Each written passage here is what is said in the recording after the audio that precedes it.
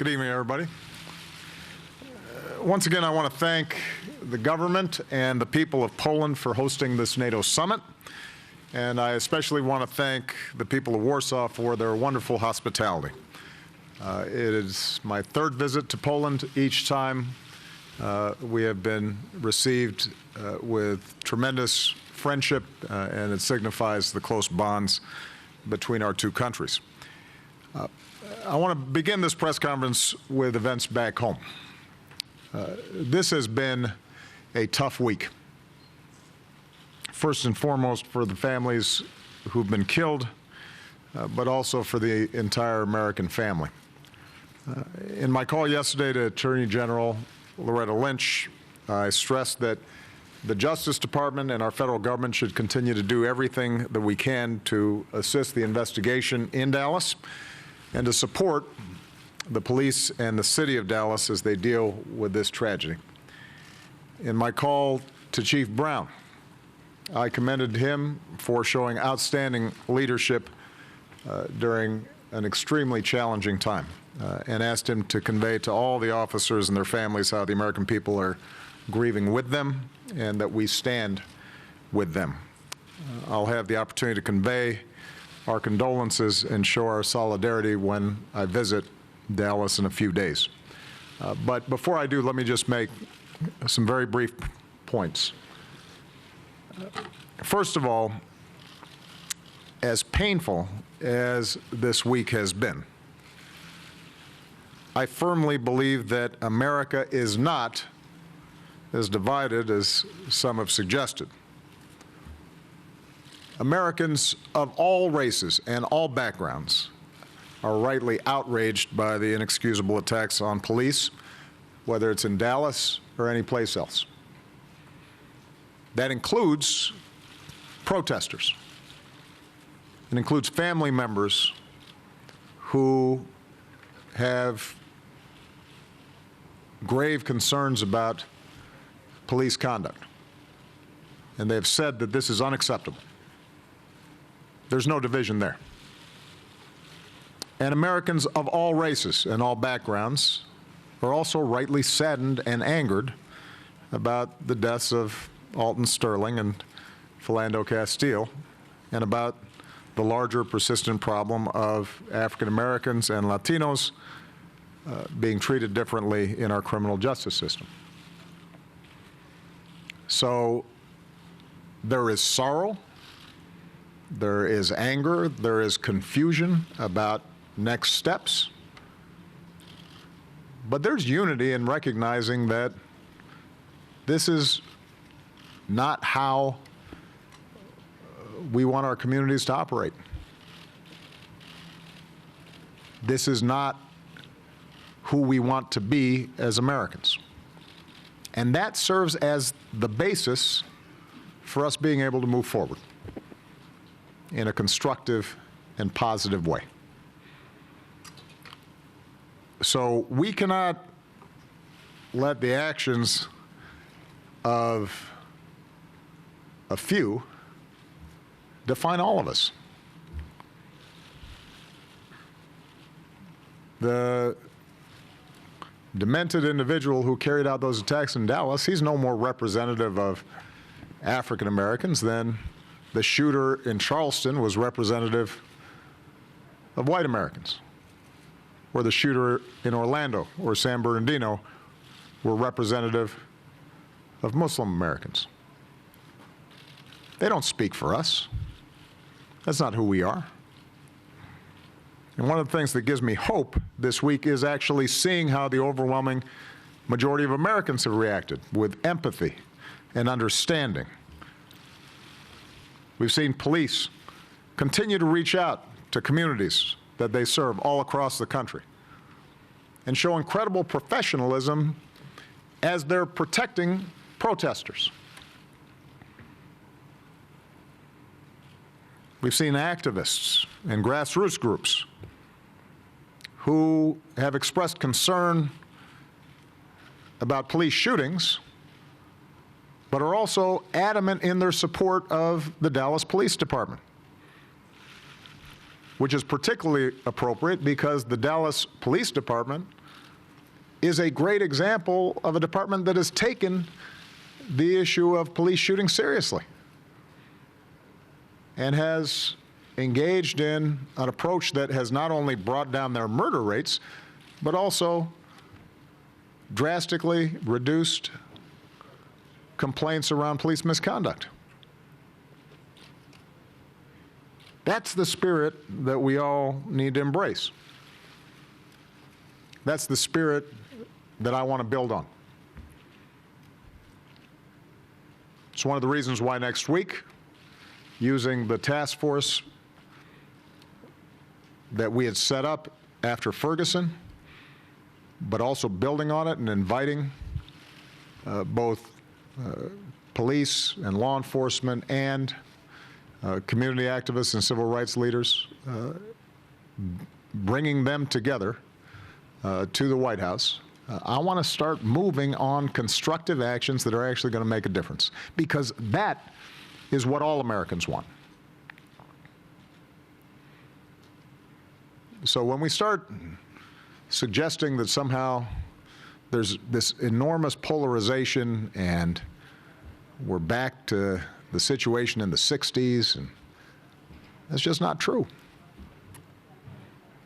You're not seeing riots, and you're not seeing police going after people who are protesting peacefully.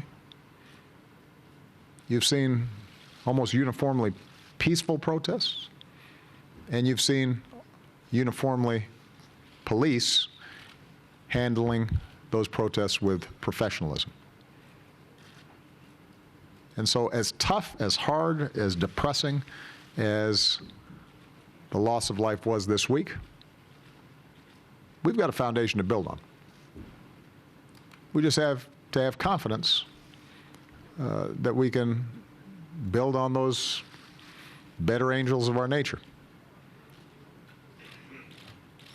And we have to make sure that all of us step back, do some reflection, and make sure that the rhetoric that we engage in is constructive and not destructive. That we're not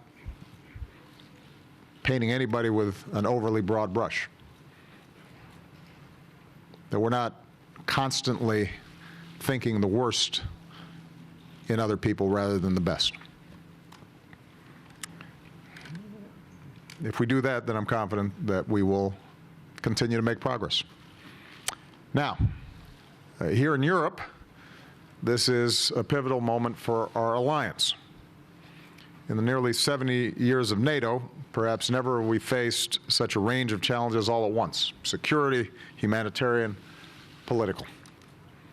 NATO nations, the United States, Canada, France, Belgium, and Turkey, have endured heinous terrorist attacks directed or inspired by ISIL. Russia has violated the sovereignty and territorial integrity of an independent European nation, Ukraine, and engaged in provocative behavior toward NATO allies. European borders and economies have been tested by millions of migrants fleeing conflicts and deprivation. And the vote in the United Kingdom to leave the EU has raised questions about the future of European integration. In this challenging moment, I want to take this opportunity to state clearly what will never change, and that is the unwavering commitment of the United States to the security and defense of Europe, to our transatlantic relationship, to our commitment to our common defense. And next year will mark the 100th anniversary of the first American troops arriving on European soil in the First World War. And ever since, through 2 world wars, a long Cold War, and the decades since, generations of Americans have served here for our common security. In quiet cemeteries, from France to the Netherlands to Italy, Americans still rest where they fell. Even now, more than 60,000 American military personnel serve in dozens of European countries.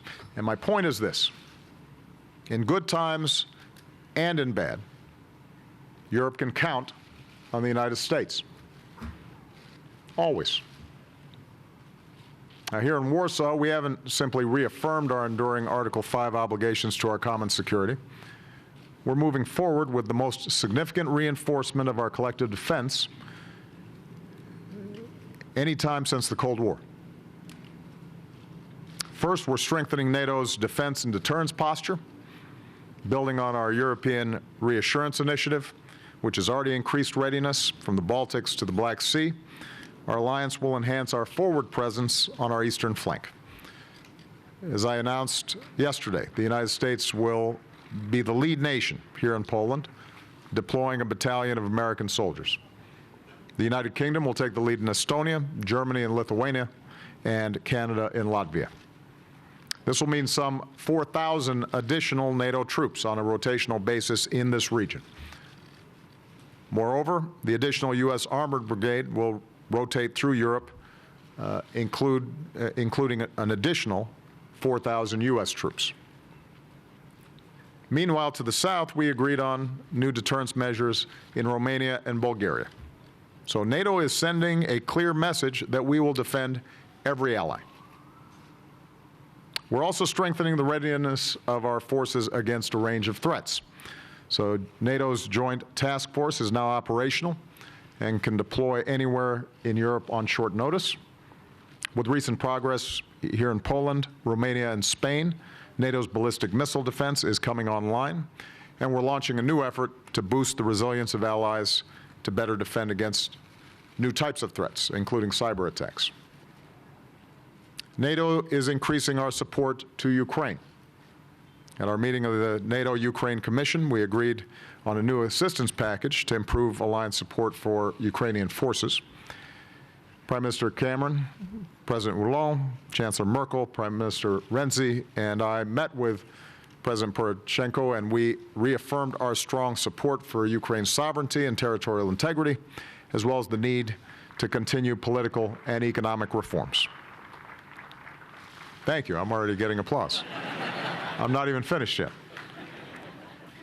And even as the NATO-Russia Council will meet in Brussels next week, our 28 nations are united in our view that there can be no business as usual with Russia until it fully implements its Minsk obligations.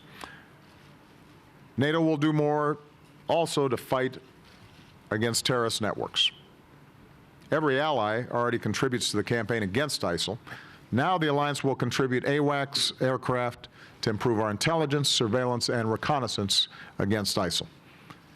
NATO training of Iraqi security forces, currently run in Jordan, will move to Iraq, where they can be even more effective. And building on my decision to largely maintain the current U.S. troop presence in Afghanistan into next year, 39 nations, including the U.S., have committed more than 12,000 troops to NATO's training mission. And in addition, some 30 nations have pledged upwards of $900 million to help sustain Afghan forces, which is a very strong message of our enduring commitment to Afghanistan. We're bolstering our efforts on NATO's southern flank.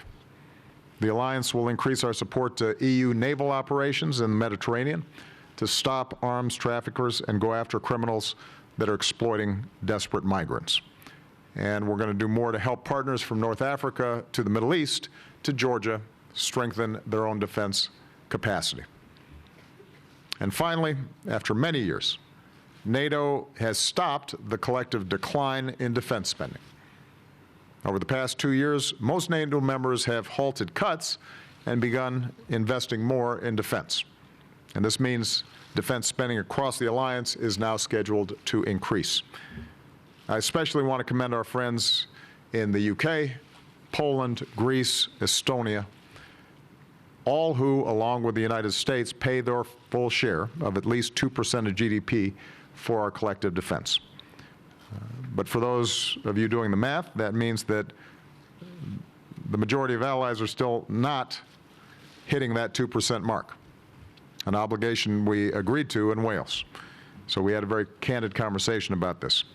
There's a recognition that given the range of threats that we face and the capabilities that we need, everybody's got to step up and everybody's got to do better. So in closing, I just note that this is my final NATO summit. Throughout my time in office, one of my top foreign policy priorities has been to strengthen our alliances, especially with NATO.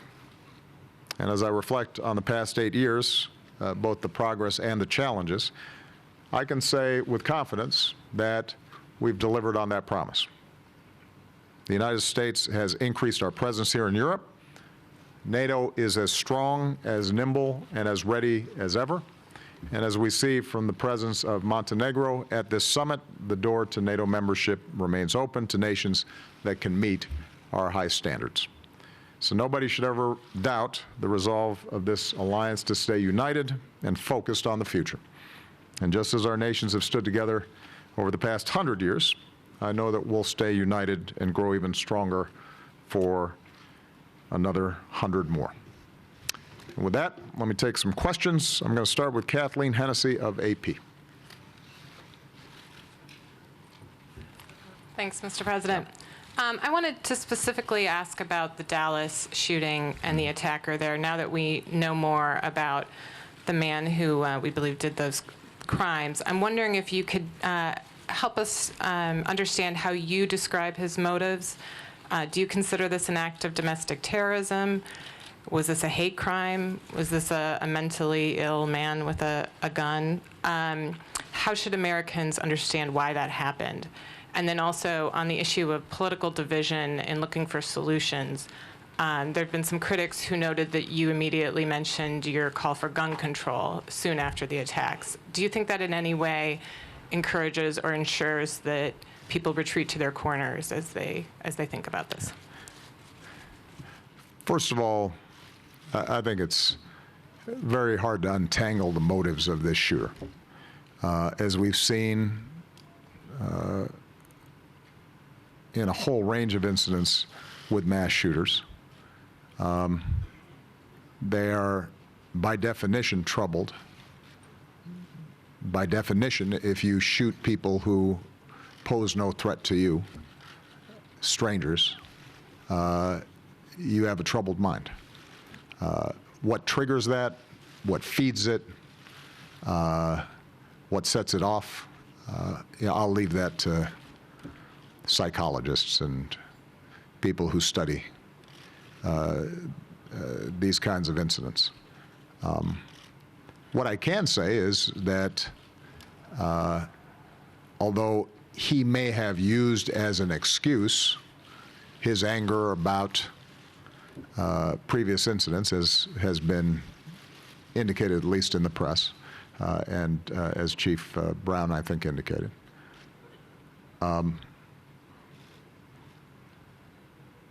In no way does that represent what the overwhelming majority of Americans think. You know, Americans, to a large degree, want to make sure that we have a police force that is supported, because they know our police officers do a really tough, dangerous job. And witness the professionalism of our Dallas police officers as they were being shot at, the fact that they helped to clear the area, they helped to get the fallen and the injured out of there. They were able to isolate the suspect, and that you didn't have other casualties as a consequence of the police shooting back. That just gives you an indication of what a tough job they have and how well they do it on a regular basis. So I think the danger, as I said, is that we somehow suggest that the act of a troubled individual speaks to some larger political statement across the country. It doesn't. You know, when some white kid walks into a church and shoots a bunch of worshipers who invite him to worship with him, we don't assume that somehow he's making a political statement that's relevant to the attitudes of the rest of America. And we shouldn't make those assumptions around a troubled Muslim individual who is acting on their own in that same way. Now, with respect to the issue of guns, I am going to keep on talking about the fact that we cannot eliminate all racial tension in our country overnight. We are not going to be able to identify ahead of time and eliminate every madman or troubled individual who might want to do harm against innocent people. But we can make it harder for them to do so. And if you look at the pattern of death and violence and shootings that we've experienced over the course of the last year, or the last 5 years, or the last 10 years, I've said this before, we are unique among advanced countries in the scale of violence that we experience. And I'm not just talking about mass shootings. I'm talking about the hundreds of people who have already been shot this year in my hometown of Chicago.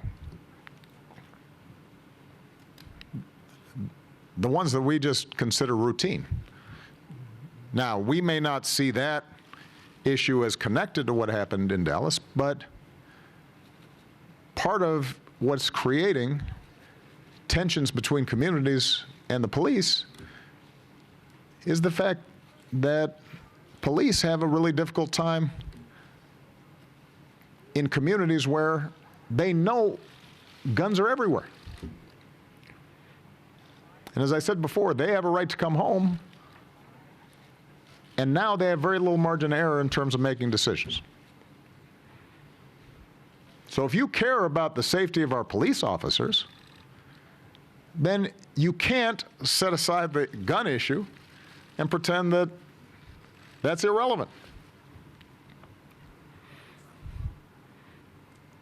At the protests in Dallas,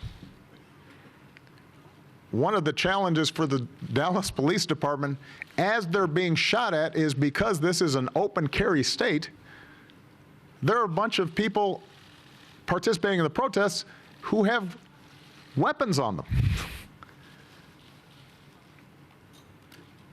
Imagine if you're a police officer and you're trying to sort out who is shooting at you, and there are a bunch of people who've got guns on them.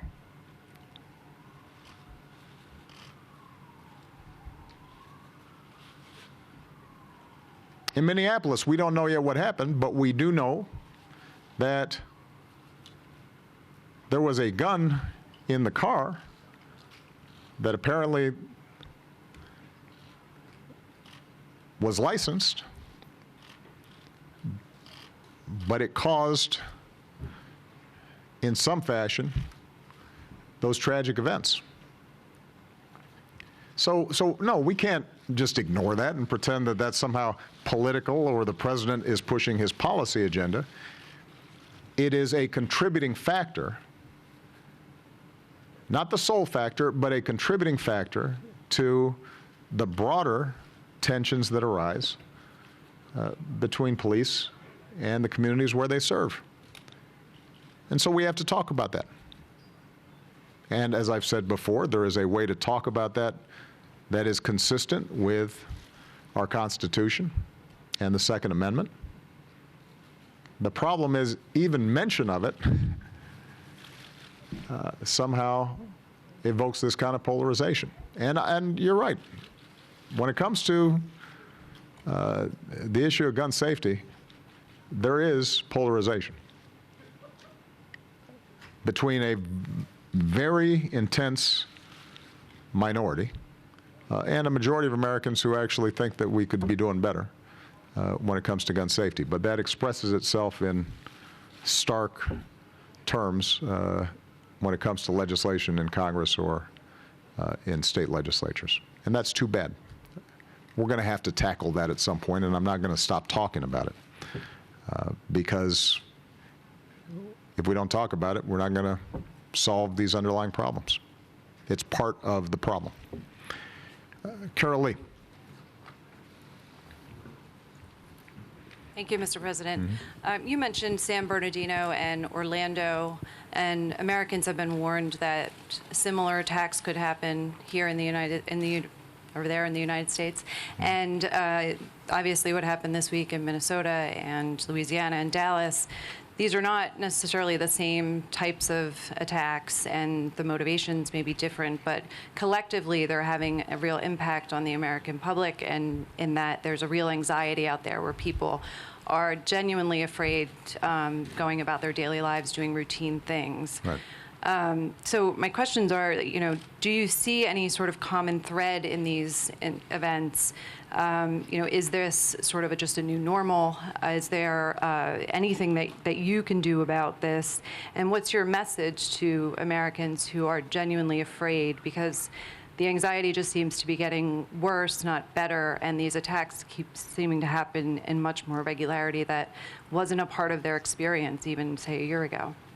Well, Carol Lee, I do think we have to disentangle these issues. When it comes to terrorist attacks, people are understandably concerned, not just because of what's happened in the United States, but what happened in Brussels and what's happened in Paris and what's happened in Turkey and what is consistently happening in Iraq and Bangladesh and all around the world. And that's why the work that we've done with NATO and our counter-ISIL coalition and other partners is so vital.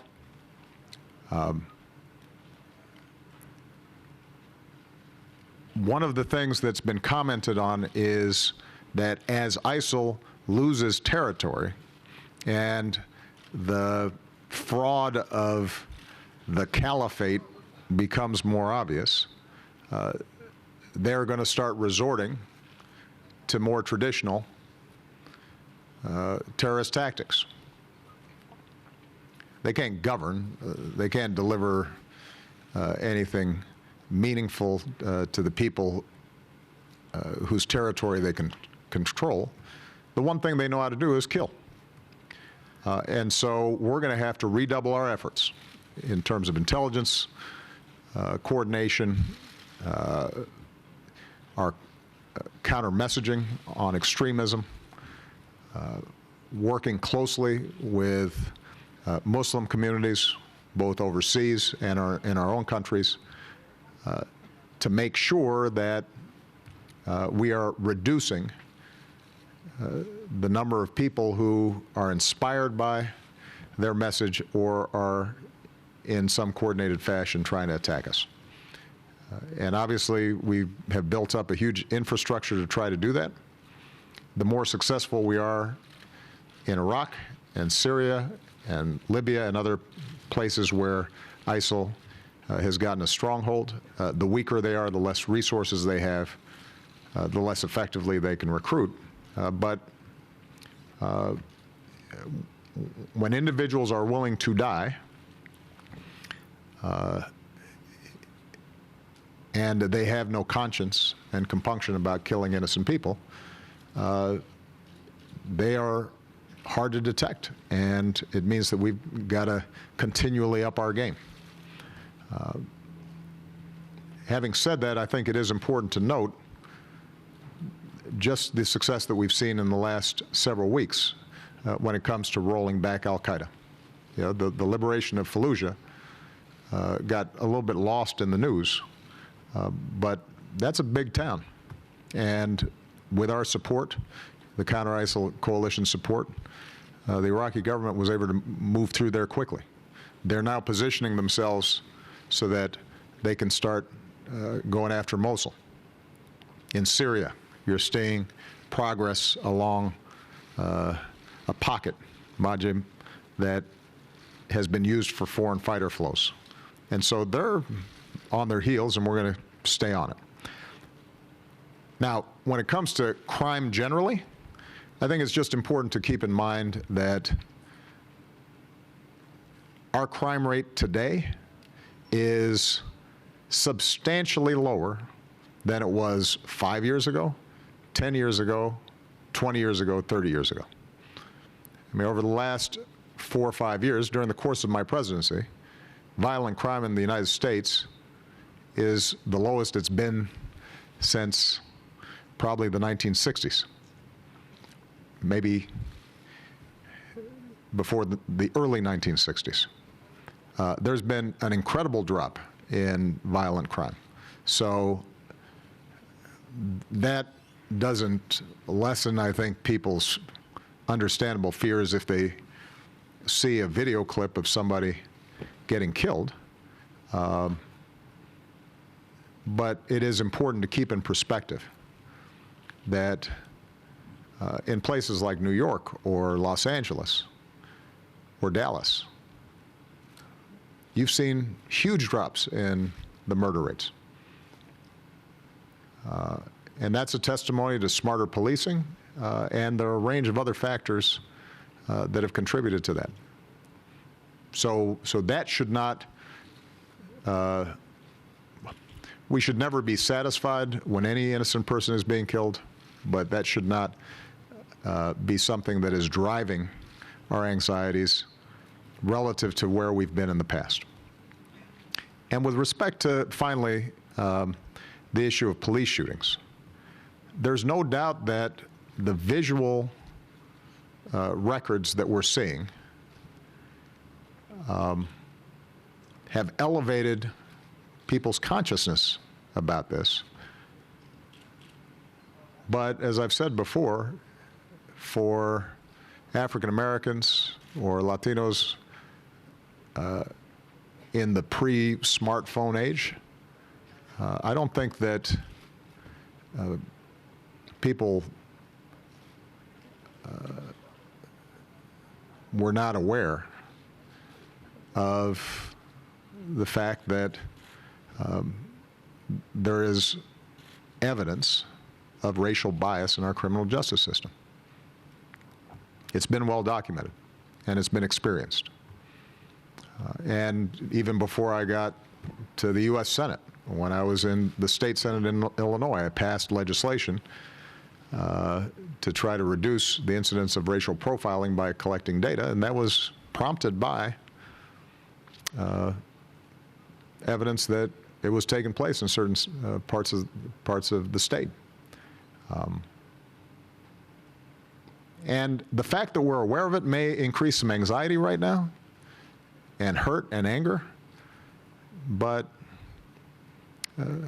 it's been said, sunshine's the best disinfectant.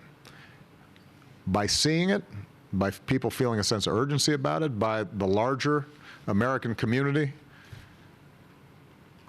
realizing that, gosh, maybe this is a problem.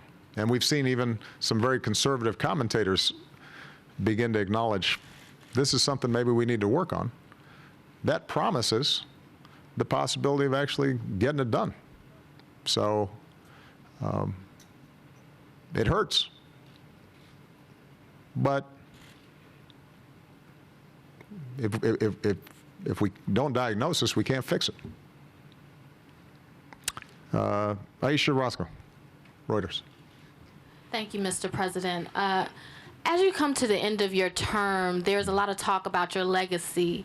I know you may like to leave that to the historians, but but when you look back on your presidency and consider race relations, what do you hope your legacy will be?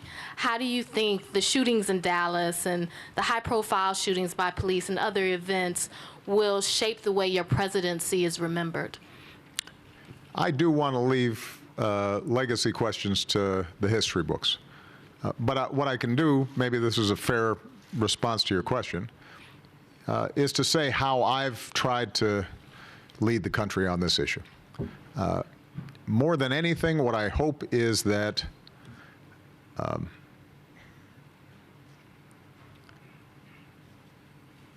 that my voice has tried to get all of us as Americans to understand the difficult legacy of race, to encourage people to listen to each other, to recognize that the legacy of slavery and Jim Crow and discrimination didn't suddenly vanish with the passage of the Civil Rights Act or the Voting Rights Act or the election of Barack Obama, that things have gotten better, substantially better, but that we've still got a lot more work to do, and that, as was the case with the police task force that we set up, that I've tried to encourage people to come up with practical, concrete solutions that can reduce, if not eliminate, the problems of racial bias. And if my voice has been true and positive, then my hope would be that it may not fix everything right away, but it surfaces problems, it frames them, it allows us to wrestle with these issues and try to come up with practical solutions, and that perspective may lead to continued improvement, so that not just Malia and Sasha, but their children can experience a country that is more just and more united and more equal. And that's not going to happen right away. And that's okay. You know, we plant seeds, and somebody else maybe sits under the shade of the tree that we planted. And I'd like to think that as best as I could, I have been true in speaking about these issues. Justin Singh. Thanks, Mr. President. Throughout the summit, EU leaders have echoed your confidence about Brexit happening in an orderly way. They've also stressed that the UK has to have access to an open market, must continue to respect the freedom of migration for workers. Someone who's repeatedly advocated for globalization and extolled the virtues of immigration, shouldn't that principle be pre-baked in the negotiations? What specific assurances did you get during the summit from other leaders that make you confident that currency markets are wrong and the political turmoil in Britain and subsequent effort to leave the EU will go smoothly? And finally, both you and Secretary Kerry have used "if" to describe Brexit. So I'm wondering if you see any way for the British people to put the toothpaste back in the tube on this issue. Okay.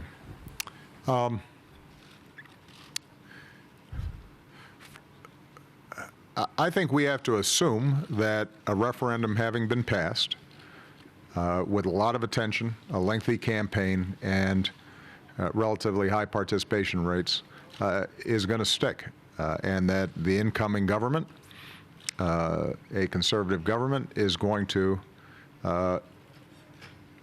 invoke Article 50 and begin the process of negotiations. How that process unfolds, how the negotiations work, I think is going to be up to the parties involved. The main message I've had here is we are close friends, allies, commercial partners with the UK and with the EU. We will remain close friends, allies, partners, continue to have strong relationships on both sides of the channel. Our primary interest is to make sure that the negotiations and this process are as orderly and as sensible as possible, recognizing that it is in the interests of both sides to get it right. They are major trading partners. That's where goods get sent back and forth. And it's important that neither side harden positions in ways that ultimately do damage to their respective economies and ultimately to the world economy at a time when our world economy is still pretty wobbly in places. I want to make a further point. I'm not sure it's accurate to say that I am a huge booster of globalization. What is accurate to say is that I believe the process of globalization is here to stay as a consequence of technology and the mobility of capital and cargo container ships and global supply chains.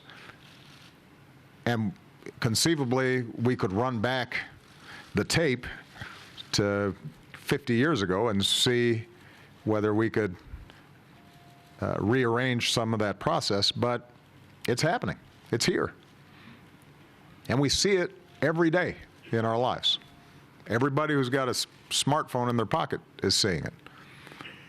And my argument has been that there are enormous benefits to be gained from that global integration, just as there are enormous benefits to be gained from European integration, so long as we recognize that with that integration, there is the danger of increased inequality, of workers having less leverage and capital having more leverage,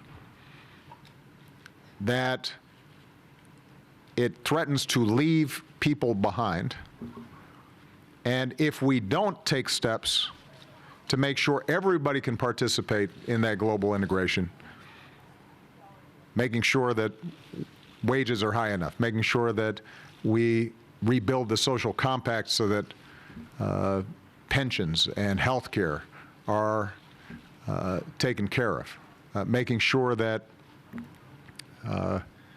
communities are not completely abandoned when a factory leaves, and there's an economic plan for transition. If we do not do that effectively, then there's going to be a backlash.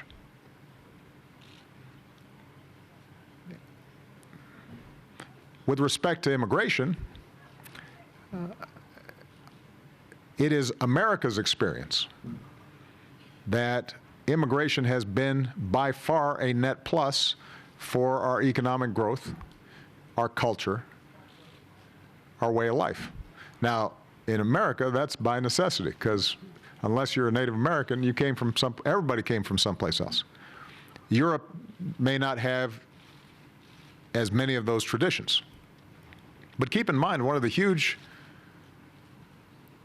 macroeconomic advantages that America has is we're still a relatively young country.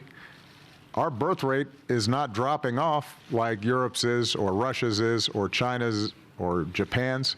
And that's as a consequence of immigration. And it's economics 101, that if you've got a younger population, your growth rate is going to be higher. And immigrants are strivers, and they work hard. And they're looking to build a better life. Otherwise, they wouldn't move from where they were. And that's been part of our tradition and our culture and our society. Now, huge influxes of the sort that we've seen in Europe, that's always going to be a shock to the system. And I think it is entirely appropriate for Europe, even as generous as it has been. And I think that Chancellor Merkel deserves enormous credit, and other European leaders who've taken in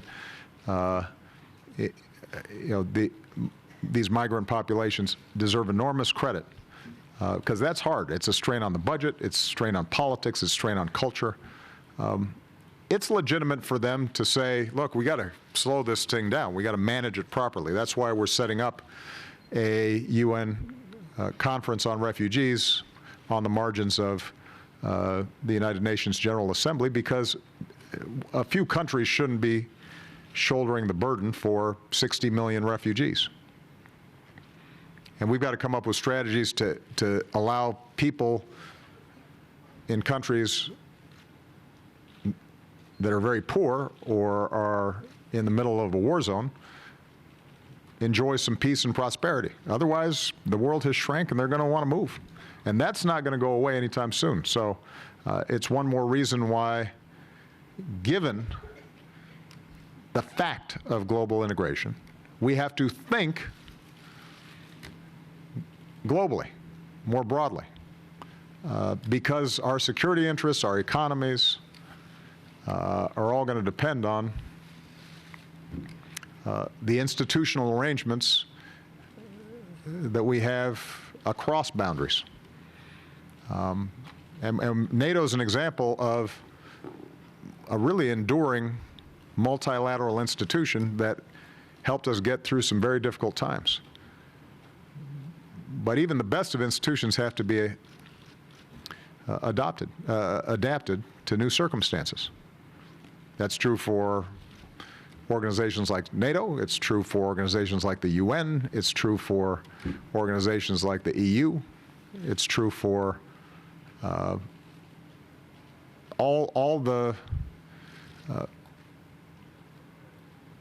architecture that has helped the world and our countries improve their standard of living and reduce overall violence between states substantially over the last several decades.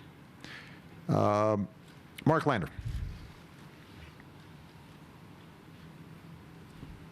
Thank you very much, Mr. President. You've been scrupulous about saying you would not comment on the Justice Department investigation of Hillary Clinton's email. That investigation is now closed, and I hope that I could ask you about some of the comments that FBI Director Comey made a few days ago. As you know... You may, Mark, but I want you to make sure you're not wasting your question. I'm going to continue to be scrupulous about not commenting on it, just because I think Director Comey could not have been more exhaustive. My understanding is not only did he make a full presentation, but while we were over here, or at least flying, he was presenting to Congress for hours on end. But I just wanted to give you a chance, just in case you didn't want to burn your question. I actually have a backup. There you go. Maybe I could cut the chase and ask you about a broader question. Sure. Let's leave aside Mrs. Clinton for the moment. He did talk at the end of his presentation about how he feared that there was a broader cultural issue in the State Department toward the handling of classified information that troubled him. And I wondered whether you, since you rely on the State Department to conduct your foreign policy, whether that concerns you as well. Yeah. And if I may, could I ask the other question? Because I think it might get an interesting response. You, last May, passed a milestone in that you were president longer when the country was at war than your predecessor, George W. Bush. And if you complete your presidency, as you will, with troops in Afghanistan, Syria, and Iraq, you will be the only two-term president in American history to have served with the country at war. And I wonder, given the way that you ran for office and the aspirations you brought into office, how you feel about that reality, and then a second follow-up on that. Should the American people simply resign themselves to living in a state of perpetual war, even if that war is not the all-out war that we think of in the 20th century? That was an interesting question. So, first of all, with respect to the State Department, I am concerned. And the challenge that we've got is primarily driven by the changing nature of how information flows. Look, the advent of email and texts and smartphones is just generating enormous amounts of data. Now, it is hugely convenient. It means that in real time, I'm getting information that some of my predecessors might not have gotten for weeks. But what it also is doing is creating this massive influx of information on a daily basis, putting enormous pressure on the department to sort through it, classify it properly, figure out what are the various points of entry because of the cyber attack risks that these systems have, knowing that our adversaries are constantly trying to hack into these various systems. If you overclassify, then all the advantages of this new information suddenly go away because it's taken too long to process.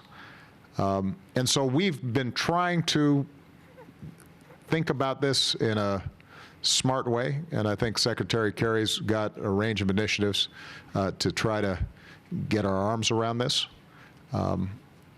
It reflects a larger problem in government. You know, we just recently, for example, I just recently signed a bill about FOIA requests, Freedom of Information Act requests, that built on a number of reforms that we've put in place. We're processing more Freedom of Information Act requests and doing so faster than ever before. The problem is the volume of requests has skyrocketed. The amount of information that answers the request has multiplied exponentially.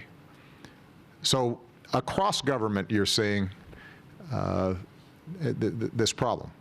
And it's a problem in terms of domestic affairs. It becomes an even bigger problem when you're talking about national security issues. So it is something that we're going to have to take care of. With respect to reflections on war, when I came into office, we had 180,000 troops in Iraq and Afghanistan. Today, we have a fraction of that. They are not involved in active combat situations, but are involved in train, advise, and assist situations, other than the direct attacks that we launch against ISIL in conjunction with the Iraq government and the Syrian government. So in some ways, Mark, I think you'd recognize that our military operations today in Iraq and Afghanistan are fundamentally different than the wars that we were engaged in when I came into office. But I think you are making an important point, which is when we are dealing with non-state actors, and those non-state actors are located in countries with limited capacity, our ultimate goal is to partner with those countries so that they can secure their borders and themselves eliminate these terrorist threats. But as we've seen in Afghanistan, for example, that takes some time. The Afghans are fighting. They are much more capable now than they were when I came into office, but they still need support because it's really tough territory and it's a really poor country with really low literacy rates and not much experience in things that we take for granted like logistics. And so we have an option of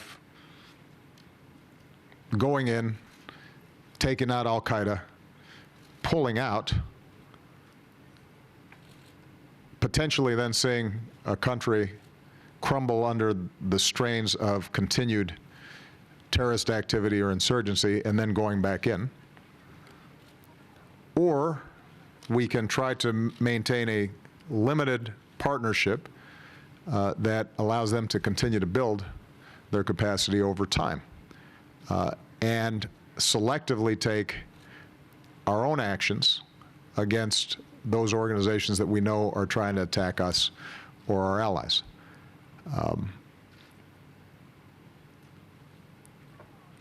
Because they're non-state actors, it's very hard for us ever to get the satisfaction of MacArthur and the Emperor meeting and